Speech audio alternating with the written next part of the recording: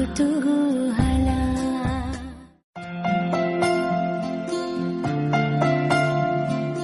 ಹೀಗೆ ಸುಮ್ನೆ ಜಯಂತ್ ಕಾಯ್ಕಿಣಿಯವರ ಈ ಸಾಹಿತ್ಯವನ್ನ ಗುಣಗುಣಿಸ್ತಿದ್ದೆ. ಆಗ ತಟ್ಟಂತ ನೆನಪಾಗಿದ್ದು ನೀನೇ ಕಣು.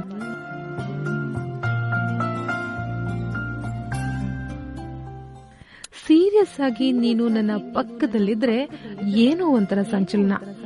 ಈ ಪ್ರೀತಿ ಅಂದ್ರೆ ಹೀಗೇನಾ ಅನ್ನುವ ಪುಳಕ ಪದೇ ಪದೇ ಕಾಡದಿರಲು ಸಾಧ್ಯನಾ?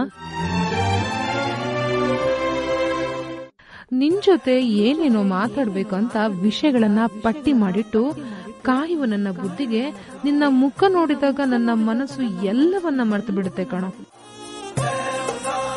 ಮತ್ತೆ ಮತ್ತೆ ನಿನ್ನ ನೋಡ್ಬೇಕು, ನನ್ನ ಪ್ರತಿ ನಿಮಿಷ, ಪ್ರತಿ ಸೆಕೆಂಡು, ಪ್ರತಿ ದಿನ ನಿನ್ ಜೊತೆ ಕಳಿಬೇಕು ಅಂತ ಮನಸ್ಸು ಮಾಡ್ತಾನೆ ಇರುತ್ತೆ. ನಿನ್ಗಂತೂ ಬಿಡು, ನಿನ್ಗೆ ನನ್ನ ಸುಮ್ನೆ ಗೋಳಾಡಿಸೋದಂದ್ರೆ ತುಂಬಾನೇ ಇಷ್ಟ.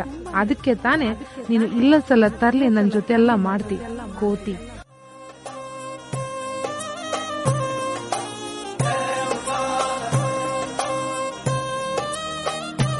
ನಿನ್ ಜೊತೆ ಲಾಂಗ್ ಡ್ರೈವ್ ಹೋಗೋದಂದ್ರೆ ನಂಗೆ ತುಂಬಾನೇ ಇಷ್ಟ. ಯಾಕೆ ಗೊತ್ತಾ?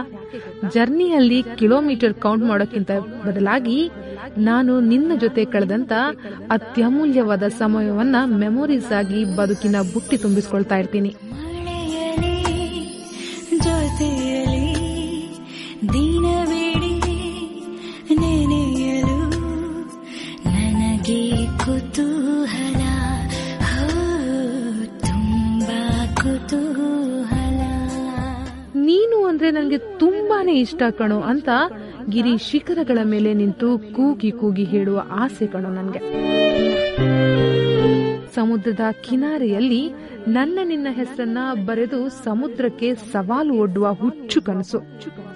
ಆದ್ರೆ ಒಂದಂತೂ ನಿಜ ಕಣೋ, ಈ ಪ್ರೀತಿಗೆ ಜಗತ್ತನ್ನ ಗೆಲ್ಲುವ ಶಕ್ತಿ ಇದೆ ಅಂತಾರೆ.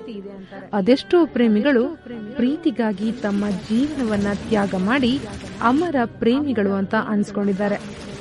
ಆದ್ರೆ ನಮ್ ಪ್ರೀತಿ ಆ ಲಿಸ್ಟಿಗೆ ಹೋಗುವ ಬದಲು ನಮ್ಮ ಲೈಫಿಗೆ ಸ್ಪಿರಿಟ್ ಕೊಡುವ ಗ್ಲೂಕೋಸ್ ಆಗಿ ನಮ್ಮ ದಿನ ದಿನದ ಜೀವನವನ್ನ ತುಂಬಾನೇ ಕಲರ್ಫುಲ್ ಆಗಿ ಮಾಡ್ತಾ ಇದೆ.